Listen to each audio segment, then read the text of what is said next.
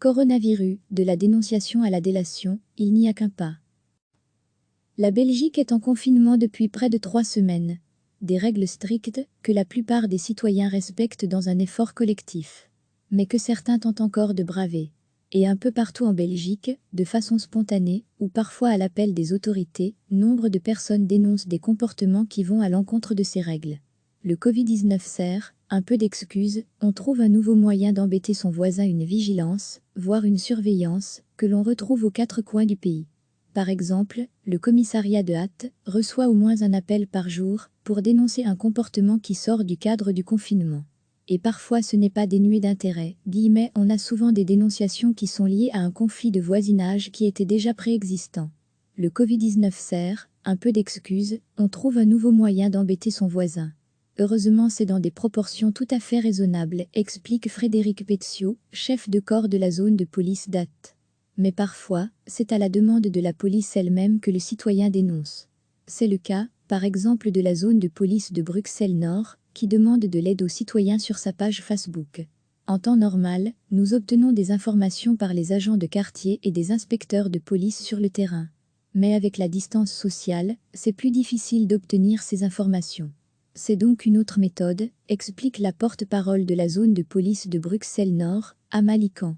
Pour certains, à l'instar d'Olivier Minguin, défi, ce sont des méthodes inutiles dans un système démocratique comme le nôtre. Cela conduirait petit à petit à une société de la méfiance. Degré retrouvé, tout notre dossier sur le coronavirus, la limite entre dénonciation et délation semble assez floue. Mais elle s'explique par l'idée d'éviter un mal plus grand, explique l'historien et sociologue Xavier Rousseau. Ainsi, dit-il, la question est celle de la mesure de la dangerosité. Et ici, comme nous sommes devant un danger invisible, c'est très difficile de mesurer le danger réel de ce comportement. Recevez chaque matin l'essentiel de l'actualité. La Belgique est en confinement depuis près de 3 semaines. Des règles strictes que la plupart des citoyens respectent dans un effort collectif. Mais que certains tentent encore de braver. Et un peu partout en Belgique, de façon spontanée, ou parfois à l'appel des autorités, nombre de personnes dénoncent des comportements qui vont à l'encontre de ces règles. Le Covid-19 sert, un peu d'excuses, on trouve un nouveau moyen d'embêter son voisin, une vigilance, voire une surveillance, que l'on retrouve aux 4 coins du pays. Par exemple, le commissariat de hâte reçoit au moins un appel par jour pour dénoncer un comportement qui sort du cadre du confinement.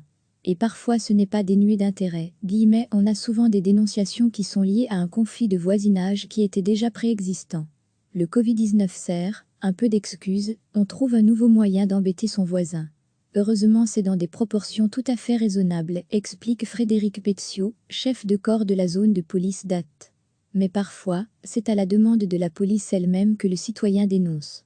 C'est le cas, par exemple, de la zone de police de Bruxelles-Nord, qui demande de l'aide aux citoyens sur sa page Facebook. En temps normal, nous obtenons des informations par les agents de quartier et des inspecteurs de police sur le terrain. Mais avec la distance sociale, c'est plus difficile d'obtenir ces informations. C'est donc une autre méthode, explique la porte-parole de la zone de police de Bruxelles-Nord, Amalican. Pour certains, à l'instar d'Olivier Minguin, défi, ce sont des méthodes inutiles dans un système démocratique comme le nôtre. Cela conduirait petit à petit à une société de la méfiance. Degré retrouvé, tout notre dossier sur le coronavirus, la limite entre dénonciation et délation semble assez floue. Mais elle s'explique par l'idée d'éviter un mal plus grand, explique l'historien et sociologue Xavier Rousseau. Ainsi, dit-il, la question est celle de la mesure de la dangerosité. Et ici, comme nous sommes devant un danger invisible, c'est très difficile de mesurer le danger réel de ce comportement. Cliquez sur s'abonner pour recevoir les dernières nouvelles.